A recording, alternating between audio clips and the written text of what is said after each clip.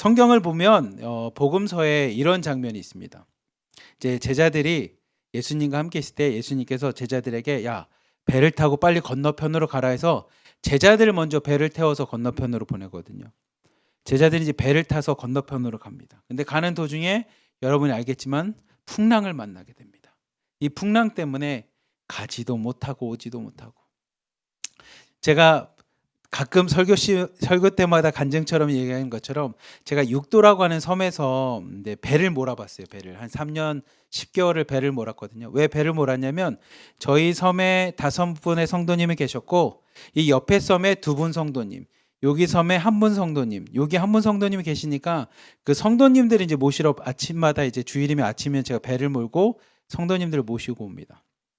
근데 한 번은 태풍이 부는 거예요. 태풍이.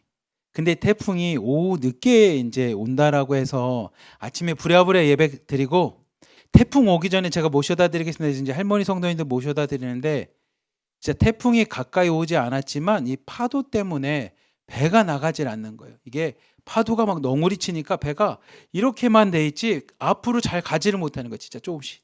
그러면 이제 겁이 나죠. 다 그나마 성도님들, 할머니 성도님들 다 섬에 모셔다 드리고 저 혼자만 한 20분 정도만 배를 이렇게 오면 한 10분, 20분 정도만 오면 이제 제가 있는 육도라고 하는 섬에 갈 수가 있는데 그 배가 이제 나가질 못하는 거예요. 바람 때문에. 그러니까 이게 그 흔히 말하면 이 그 키를 잡고 어떻게든 이렇게 버티는데 바람이 치고 파도가 치니까 닫혀있던 문이 훅 열리면서 진짜 바닷물이 이렇게 퍽 맞고 막 이러거든요. 비도 오고. 지금도 그때 생각하면 아찔한데 그때 아무튼 배를 놓고 교회 도착해서 그냥 기진맥진하고 쓰러졌었는데 제가 그때 베드로가 생각이 나는 겁니다. 베드로. 이 베드로가 예수님께서 이제 그 배를 왔을 이렇게 배에 가까이 왔을 때 예수님께서 놀라지 마라, 내니 겁내지 마라라고 했을 때 예수님이면 나도 좀 물 위로 걷게 해주십시오라고 해서 물 위를 걷잖아요. 근데 우리는 베드로가 한 2발자국 걷다가 물에 빠지니까 예수님이 특히 이 믿음이 없는 자유라고 이제 믿음이 없다라고 책망하시니까 우리가 베드로가 진짜 믿음이 없다라고 생각을 하는데 제가 풍랑 속에서 운전을 해본 입장에서 그 물에 뛰어들었다는 건 엄청난 믿음입니다. 진짜 여러분 이거 경험을 해보셔야지 내가 이 얘기를 한 게 마음에 와닿을 텐데 제가 진짜 태풍 속에서 태풍이 온 것도 아니고 근처까지 왔을 때의 그 파도 속에서 배를 운전해 봤던 경험을 보면 진짜 파도가 치고 물보라가 날리고 바람이 부는데 거기 배에서 한 발자국 내렸다. 그것 자체만으로 대단한 믿음입니다. 근데 그 베드로가 빠졌을 때 예수님께서 베드로를 건져주시거든요. 근데 거기에 어떤 단어가 있냐면 즉시라는 단어가 있습니다. 즉시.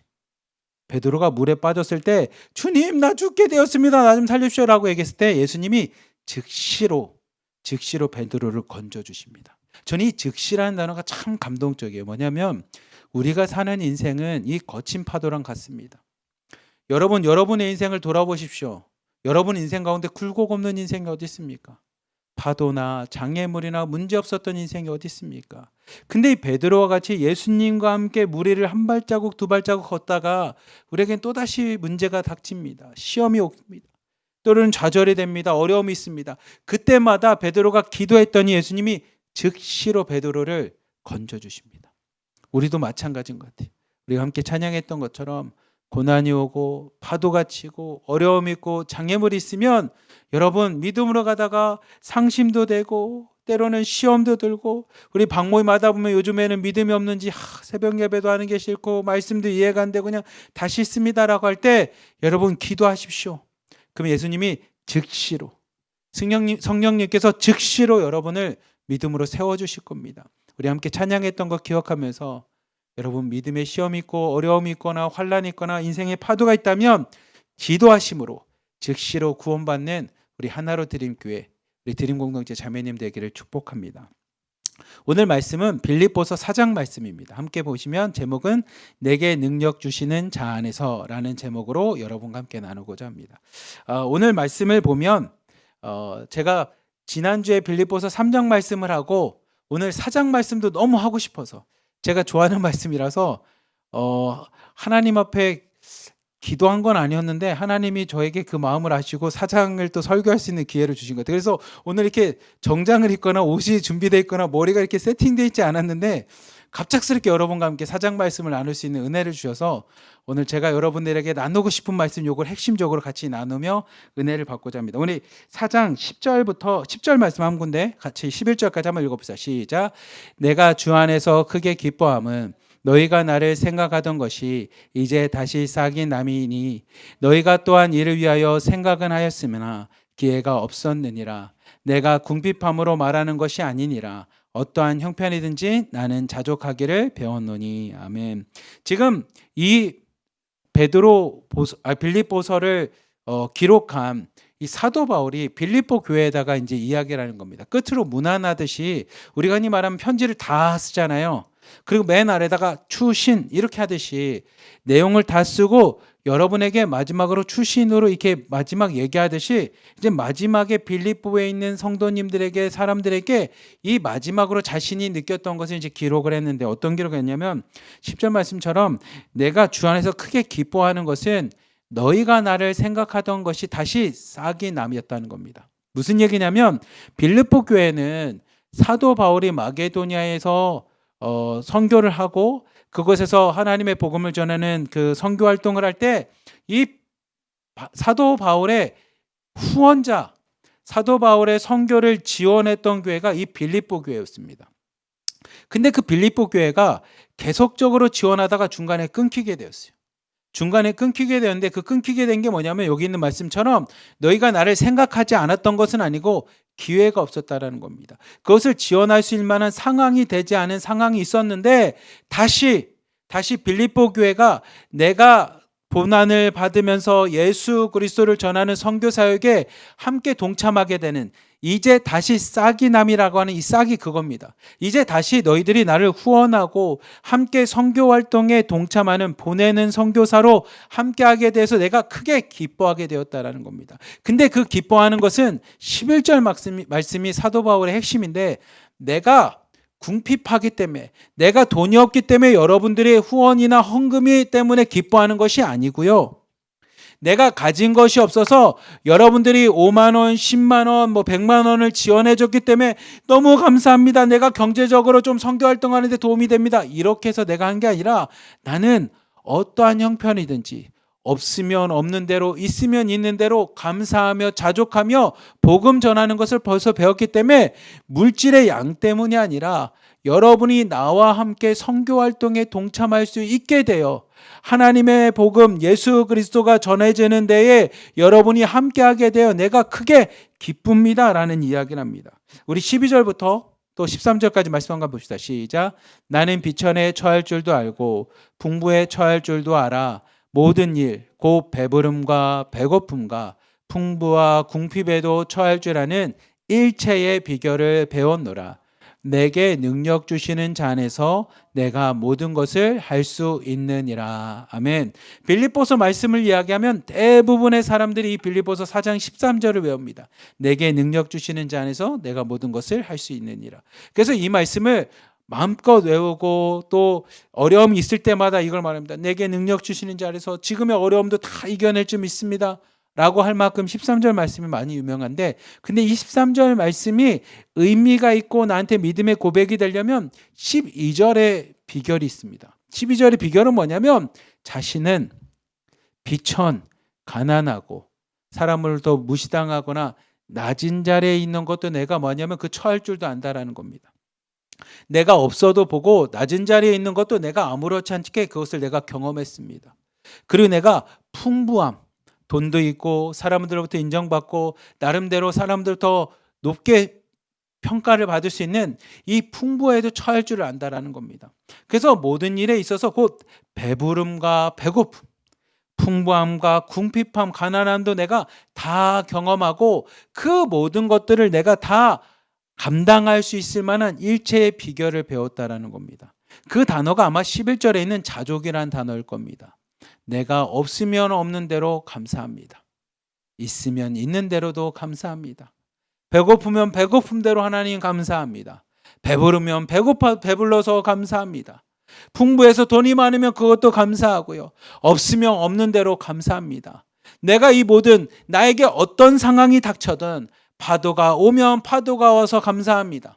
아니면 잔잔하면 잔잔한 대로 감사합니다. 지금 나에게 이런 문제가 있고 기도 제목이 있으면 기도할 수 있어서 감사합니다. 아니면 나에게 좋은 일들이 있어서 많은 사람들에게 감사를 나눌 수 있어서 감사합니다라고 어떤 상황 속에 있어도 내가 그것에서 자족할 수 있는, 만족할 수 있는, 감사할 수 있는 일체의 비결을 배우고 나니 13절 말씀입니다. 그 비결을 배우고 나오니 그 다음에 하는 얘기가 뭐냐면 내게 능력 주시는 자 안에서 내가 모든 것을 할 수 있다라는 겁니다. 사도 바울은 얘기하는 게 뭐냐면 내가 가난해도 감사할 수 있는 건 뭐냐? 가난한 가운데도 나와 함께 하시는 예수님으로 인해서 감사한다라는 겁니다. 배부르면 배부른 가운데서도 나에게 축복해 주시는 예수 그리스도로 인해서 감사하다라는 겁니다. 풍부하거나 궁핍해도 그 가운데 함께 하시는 주님이 계시기에 지금의 상황들을 아시는 주님, 나에게 있어서 가장 좋은 걸로 행하시는 주님을 알기에 내가 그 주님 안에서 모든 것을 할 수 있습니다. 여기서 말하는 모든 것은 어떠한 상황이 와도 내가 믿음으로 승리할 수 있습니다라는 뜻입니다. 마치 내가 모든 것을 할 수 있다는 건 전지전능하게 됐습니다. 그 뜻이 아니라 내게 능력 주시는 자 안에서 내가 어떠한 상황, 어떠한 어려움, 어떠한 환경 속에 있더든 그게 부함이 되던 궁핍함이 되던 배고픔이 되던 배부름이 되던 아니면 건강이 안 좋던 건강하던 어떤 상황 속에서도 내가 믿음으로 승리하는 일체의 비결을 배웠다라는 겁니다.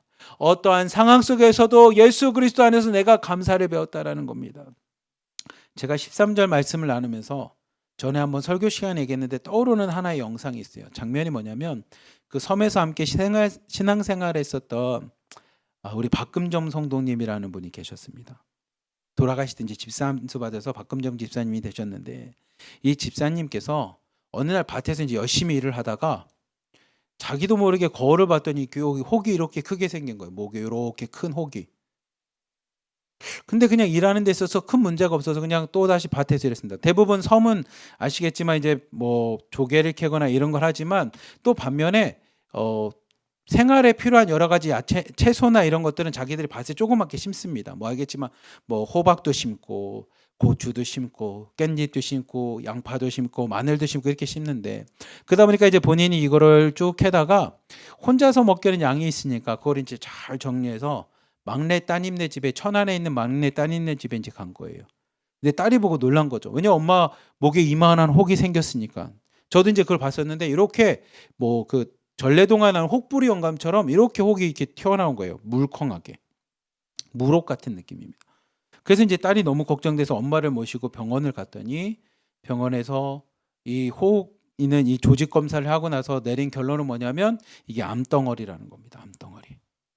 지금 온몸에 암이 전이가 돼서 이게 암덩어리가 이렇게 생겼다라는 거예요. 그래서 어머니가 많이 아프실 텐데 암이 걸리면 저는 이제 암의 고통이 뭔지 잘 몰랐는데 그분을 통해서 처음 알았는데 온몸을 바늘로 찌르는 것처럼 아프대요. 갑자기 통증이 온대요. 그래서 이 암이 전이가 돼서 이게 암덩어리 물혹이 됐는데 이 할머니 이제 집사님께서 우리 박금정 집사님께서 본인이 그 얘기를 듣고 이제 딸이 병원에 이제 입원을 시킨 거죠. 그리고 병원에서는 수술을 할 수 있는 시간이 지나서 항암 치료하겠습니까? 뭘 하겠습니까? 라는데 할 수 있는 방법에서 그냥 진통제를 맞고 이 통증을 하고 있었는데 이 박금정 집사님께서 나 유진범 목사가 너무 보고 싶다고 연락 좀 해달라고 해서 이제 전화를 받았습니다. 그래서 제가 천안을 내려가서 이제 만났는데 그때 만났을 때가 우리 집사님이 병원의 병실에 누워 계셨고 가족들이 이렇게 같이 앉아 있었어요. 가족들이 이렇게. 그래서 아들, 딸, 그다음에 손자, 며느리도 있었고 의사가 이제 왕진하고 가는 그때였는데 제가 집사님 저 왔어요라고 이제 손을 잡아드렸죠. 아이고 우리 목사님 왔어요. 감사히 이렇게 얘기하면서 이분이 이제 갑자기 여기가 통증이 오니까 온몸에 이제 바늘로 찌는 것처럼 아픈 상황이었어요. 그러니까 의사 선생님이나 간호사분들이 진통제를 드릴까요라고 하는데 이분이 뭐라고 했냐면 아니요 괜찮습니다. 그래서 그 다음 얘기가 아이고 아버지 감사합니다. 아이고 이 하나님의 이 딸 아무것도 모르고 죄인된 딸 하나님이 그래도 자녀 삼아 주시니 감사합니다. 아이고 하나님 감사합니다. 이렇게 눈물을 흘리시면서 계속 감사합니다라는 얘기를 하는 거. 제 손을 꼭 잡으시면서 제가 그 모습을 보면서 사도 바울이 이야기하고 있는 내게 능력 주시는 자 안에서 내가 모든 것을 할 수 있느니라라는 이 고백이 우리가 그냥 생각할 때는 어려움이 있을 때 믿음이 있으면 다 승리하고 이길 겁니다. 이렇게 얘기할 수 있지만 12절과 함께 이 말씀을 보면 딱 이런 모습입니다. 나에게 어려움이 있어도 하나님 믿음으로 승리합니다. 나에게 문제가 닥쳐도 내가 믿음으로 이겨나갈 수 있습니다. 내가 궁핍하게 됩니까? 내 몸이 좀 질병 때문에 아파합니까? 그래도 내가 믿음을 버리지 않고 예수 그리스도, 내게 능력 주시는 그 예수 그리스도 안에서, 나의 능력 되시는 성령님 안에서 내가 감사합니다. 11절 말씀처럼 차족하듯이 내가 모든 일에 있어서 믿음을 버리지 않고 하나님의 말씀 진리대로 살아갈 수 있습니다라는 고백이 이 사도 바울의 고백입니다. 그리고 실제로 그런 사도 바울의 고백과 같이 박근점 지사님께서 그렇게 하나님을 고백하고 돌아가셨을 때 그의 자녀들이 엄마의 신앙 때문에, 제가 장례를 집례했었는데 저한테 조용히 새벽에 와서 얘기하더라고요. 저도 엄마가 믿는 하나님을 믿겠습니다.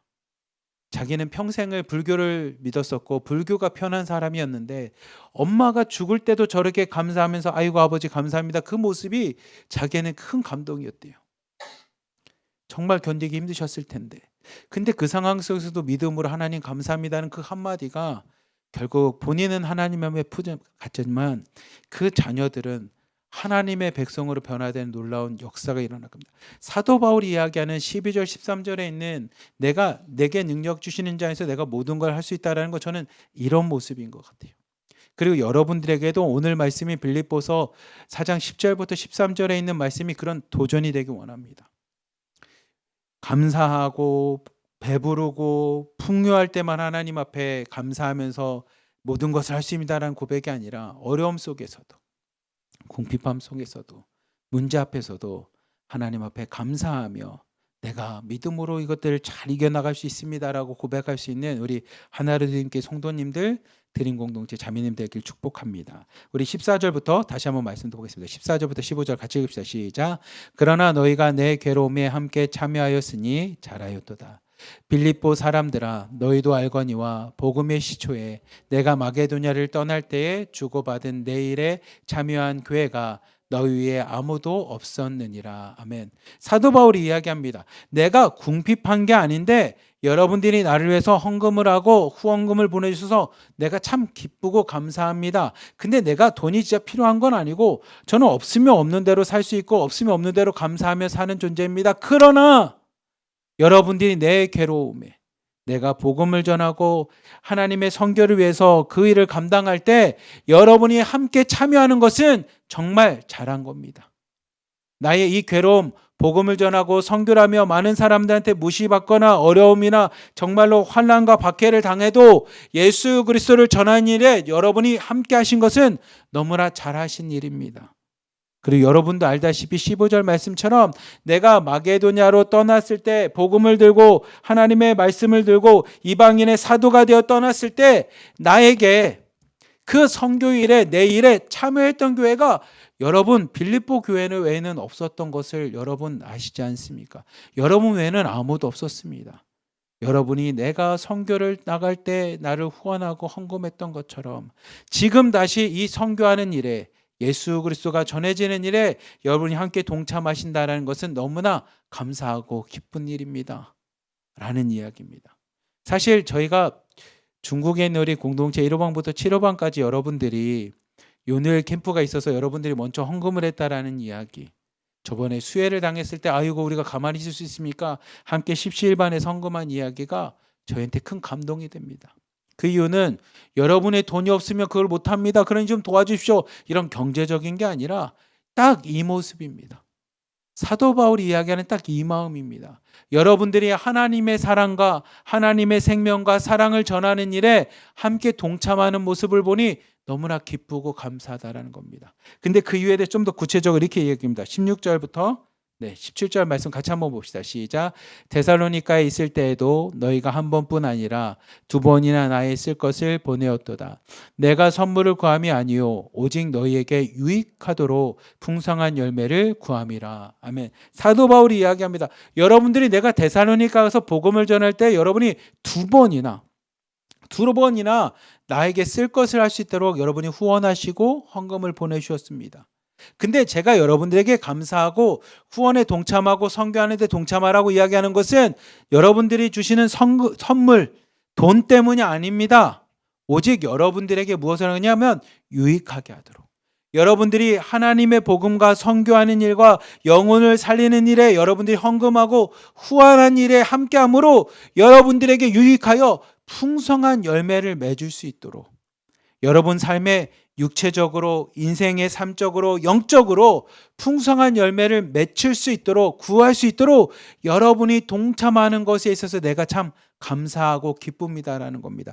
그것을 위해서 빌립보 교회에다 이야기하는 겁니다. 제가 돈이 없어서 여러분들에게 감사하고 그 일에 동참하게 돼서 기쁩니다가 아니라 여러분들이 하나님의 복음인 예수 그리스도가 전해지고 여러분들이 하나님이 사랑하시고 예수님이 핏값으로 삼으신 형제 자매들이 구원받을 수 있도록 영혼이 구원받을 수 있도록 여러분이 함께 후원하고 선교하고 헌금하시는 게 많은 여러분들에게 유익이 되고 풍성한 열매가 될 수 있기에 여러분이 함께 동참하는 일에서 내가 감사하고 기쁩니다라는 이야기합니다. 우리 18절부터 19절까지 말씀 한번 또 봅시다. 네, 18절 말씀 한번 봅시다. 시작. 내게는 모든 것이 있고 또 풍부한지라 에바보라도 편에 너희가 준 것을 받았으므로 내가 풍족하니 이는 받으실 만한 향기로운 제물이요 하나님을 기쁘시게 한 것이라. 19절 20절도 한번 봅시다. 계속. 나의 하나님이 그리스도 예수 안에서 영광 가운데 그 풍성한 대로 너희 모든 쓸 것을 채우시느니라. 하나님 곧 우리 아버지께 세세 무궁토록 영광을 돌릴지어다. 아멘. 18절 말씀을 보면 사도 바울께서 이렇게 얘기합니다. 여러분들이 주셔서 내가 풍성하게 된 것은 18절 말씀입니다. 풍성하게 된 것은 그냥 단순하게 돈이나 헌금이나 여러분들이 주신 후원이 아니라 이건 뭐냐면 하나님이 받으실 만한 향기로운 제물입니다. 하나님이 기쁘게 받으시는 향기로운 제사라는 겁니다. 그러니까 우리가 선교하는 일에 보내는 선교사가 되어 나의 물질이나 나의 헌금이나 나의 후원금이 가는 것은 그냥 단순하게 이 사람을 서포트하거나 이 사람을 후원하는 걸로 끝나는 것이 아니라 하나님이 그 상황들, 그 손길들, 그 헌금들, 그 선교하는 후원들을 하나님이 기뻐 받으시는 향기로운 제물이 된다는 겁니다. 하나님의 그 제단에 올라가는 향기로운 제물이 된다는 겁니다. 하나님이 기쁘시게 받으신다는 겁니다. 그리고 19절 20절 말씀을 보면 그것이 예수 안에서 영광 가운데 너희의 쓸 것을 채우시는 하나님의 기쁨이 된다는 겁니다. 그래서 20절을 보면 사도 바울은 여러분 감사합니다로 끝나지 않고 그냥 여러분들의 모습 보니 제가 참 감사하고 기쁩니다. 그런데 마지막에는 뭐냐면 하나님께 영광입니다. 여러분들이 하는 것도 영광이고 받는 나도 여러분들의 믿음과 헌신과 수고와 그것을 내가 알기에 모든 게 하나님께 영광입니다라고 해서 세세토록 영원 무궁하도록 하나님께 영광을 돌릴 일입니다라고 하는 것으로 사도 바울은 이야기를 합니다. 우리 사랑하는 하나님께 성도 여러분 그리고 드림 공동체 자매님들 오늘 빌립보서 4장 말씀을 통해서 마지막으로 사도 바울이 빌립보 교인들에게 추신과 같이 적성하는 것은 뭐냐면 그겁니다. 다시 빌립보 교회가 선교하는 일에 복음을 전하고 영혼을 살리는 일에 함께 동참하게 된 것에서 감사하지만 그 감사하는 내용과 함께 사도 바울이 이야기하는 겁니다. 우리는 가난하면 가난한 대로, 풍성하면 풍성한 대로, 배고프면 배고픈 대로, 배부르면 배부른 대로 그 모든 것에 감사하고 만족할 수 있는 이 자족하는 그 일체의 비결을 배우는 겁니다. 그리고 일체의 비결 안에서 감사 안에서 나에게 능력 주시는 하나님 안에서 내가 어떤 상황 속에서도 그 모든 것을 믿음으로 승리할 수 있는 존재가 되는 겁니다. 그리고 그런 존재가 됐던 사도 바울이 빌립보 교회에 대해 이야기합니다. 여러분들이 그 일에 함께 동참하게 되어 너무 감사하고 기쁩니다. 그리고 그 일에 동참하게 된 일이 단순하게 헌금을 하고 후원을 하는 것을 넘어서 하나님께 영광이 되는 하나님 기뻐하시는 향기로운 제물이라는 것을 여러분 마음에 새기며 오늘 하루도 이 말씀과 같이 우리 중국 공동체가 함께 헌금하고 함께 동참하는 이 모든 사역들이 하나님이 기뻐하신다라는 마음을 갖고 영혼 살리고 선교하는 일에 우리 하나 되어 나가는 우리 하나로 드림교회 성도님들 드림 공동체 되기를 주님의 이름으로 간절히 기도하며 축복합니다. 기도하겠습니다. 사랑이 많으신 하나님 아버지 감사합니다. 오늘 빌립보서 4장 말씀과 같이 우리에게는 하나님 안에서 모든 것을 할 수 있는 어려움과 환난과 또 풍성함과 배부름 속에서도 감사하고 자족할 수 있는 일체의 비결을 주심에 감사합니다. 그리고 그 가운데서 하나님 영혼을 살리는 일에 우리의 것을 함께 투자하며 후원하며 헌금하며 그 일을 동참하고자 하오니 하나님 우리 하나로 드림교회가 드림 공동체가 모두가 영혼을 살리고 하나님의 복음을 위해 앞장서서 하나 될 수 있는 우리의 신앙인들 될 수 있도록 인도하여 주시며 어떠한 어려움 속에서도 믿음으로 승리하며 나갈 수 있는 우리 하나로 드림교회 성도님들 드림 공동체 자매님들 되도록 축복하여 주시옵소서. 우리를 사랑하시는 예수 그리스도의 이름으로 감사하며 기도리옵나이다. 아멘.